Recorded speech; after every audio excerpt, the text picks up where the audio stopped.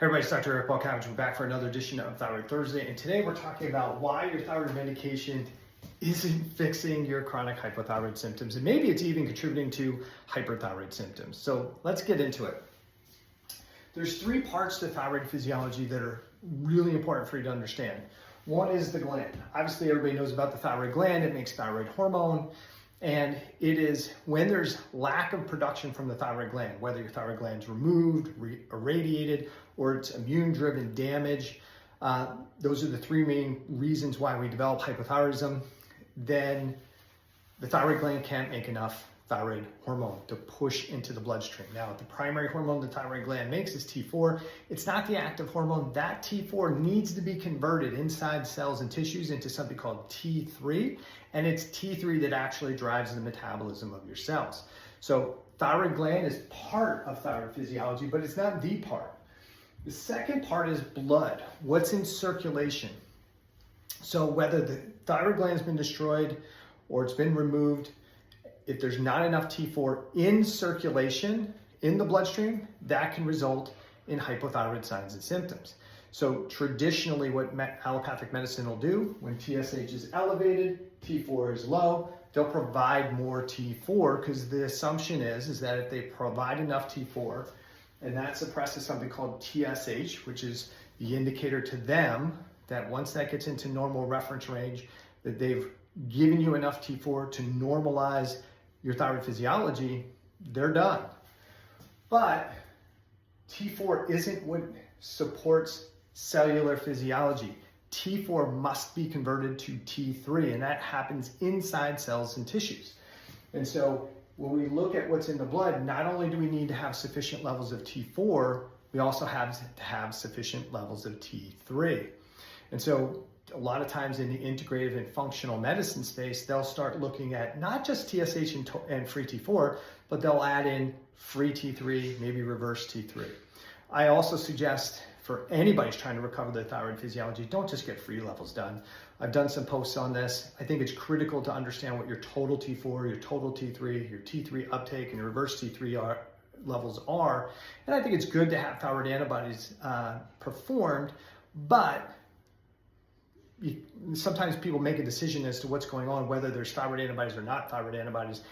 In most cases, if you've developed hypothyroidism and it's not because your gland was irradiated or removed, it's an immune-driven process. But some people have an immune-driven thyroiditis and there are positive antibodies, and some people have lots of thyroid damage going on by the immune system and have negative thyroid antibodies. So thyroid antibodies, we look at those as an indication of thyroiditis or Hashimoto's thyroiditis, but you can have thyroiditis, Hashimoto's thyroiditis, and have no antibodies. So they're important, but don't rest your hat on whether you have thyroiditis or not based on antibodies.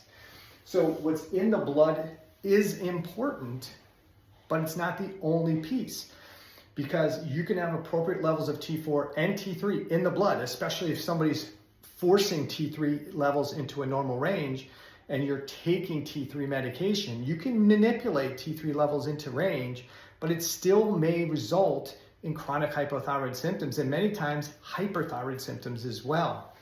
Keep in mind that the body and the cells are like a car. And so you can fill your gas tank with gas and the indicator can say full, but you could still have hypothyroid, but you could still have a car that doesn't run well, right? Because there's something wrong with the engine. There's not enough oil, the air filter's clogged. There's multiple reasons that you could have a full tank of gas and have a car that doesn't run well beyond the gas level.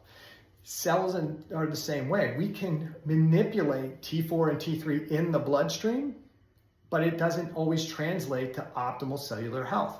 Why? Because there's a third component to thyroid physiology, and that's the cells. In most of the cells in the body, the cells get to control how much T4 or T3 enters the cell. How much T4 that comes in gets converted to T3. How much of the T4 gets deactivated or T3 gets deactivated. The cells get to independently control that regardless of how much thyroid hormone is in the bloodstream. So cells have ultimate control. And so you could have somebody optimizing your T4 or optimizing your T3, with medication, but you can still feel hypothyroid because the cells have final control. So what determines whether the cells bring T4 and T3 in and utilize it so that you feel and function well, or they don't bring it in, causing you to feel hypothyroid, or they bring too much in and you start to feel hyperthyroid. And those two things can happen at the same time. And in many times it happens in people who are trying to optimize their blood levels. They're trying to find this magic amount of T4 and T3 that's gonna make them feel well. For some people, yes, they can take T4, add a little bit of T3, and they feel wonderful. Maybe they feel awesome on NP thyroid or Armor or T4 and separate T3. That's fantastic. I have patients that feel really well with a combination of T4 and T3. But there's a lot of people, you may be one of them, who doesn't feel well on T4 only. Felt a little bit better on Armor or NP thyroid.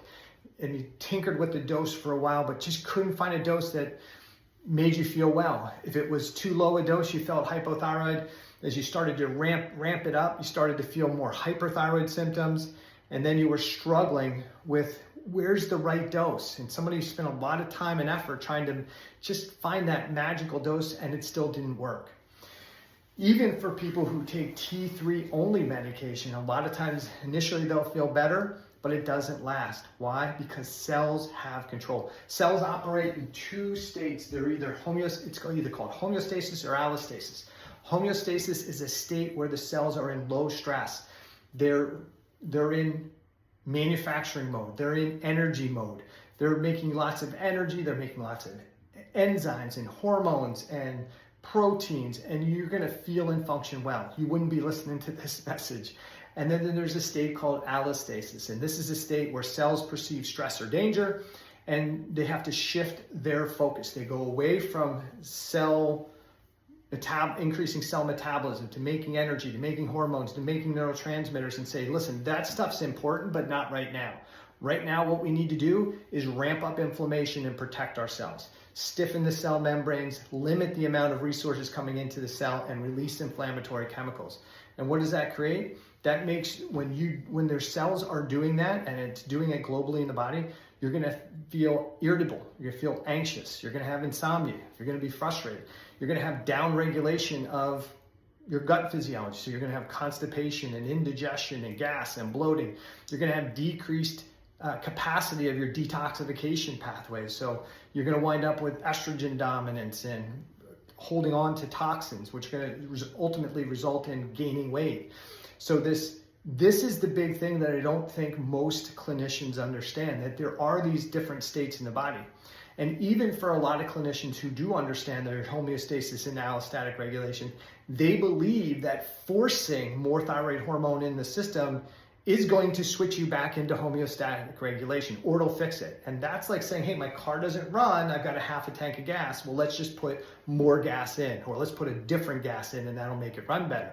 But if there's no oil in the car, it doesn't matter how much gas or what type of gas you put in, it's not gonna change how the car runs. So when you force thyroid hormone into a system that's in an allostatic state, the cells that are already upregulated, or the pathways in the cell that are already upregulated, you're probably gonna upregulate them further. And the cells and the pathways that have been downregulated due to the cell stress are probably gonna get downregulated even more. And so you're gonna have these altered or mixed symptoms of hyper and hypothyroidism as you start to load more and more thyroid hormone into the system.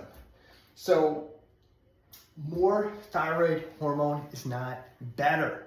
And if you're one of those people who's been trying different types of T4 or Armor or NP thyroid or T3, and you just can't find a dose that makes you feel well, your cells are in this allostatic state. It doesn't matter. Some medication may make you feel better, but it's not going to restore health and physiology. So what do? You got to determine what's contributing to your excessive stress load. Is it organisms? Is it toxins? Is it habits? Is it behavior? Is it your relationships? Is it your thought about finances? There's lots of things that contribute to it. This is where you might need the most help, and having somebody help you figure it out. Yes, a lot of attention goes to organisms, but organisms aren't the only issue. Once you start identifying what's contributing to your excessive stress, you have to reduce or eliminate those stressors, because as you reduce or eliminate the stressors, that's when the cells are going to start to say, hey, danger's averted, danger's over. Let's start bringing some of that thyroid medication or thyroid hormone that's in the bloodstream in and start restoring metabolism. That's when your cells are going to start to heal, repair, and regenerate. So if you need help with this, if you're frustrated in your model, you can go to my website, schedule a complimentary discovery call, and we could talk about what's going on with you. But if you're already working with somebody, but you want to try and figure out what's contributing to your stress load, you can DM me Blueprint, and we'll send you a link to my thyroid recovery blueprint, where I go through the 18 fitness factors that typically contribute to the excessive stress load. And then you can provide some guides to help you reduce those stressors and strengthen each of those individual fitness factors so that you can heal and recover. All right, hope this helps.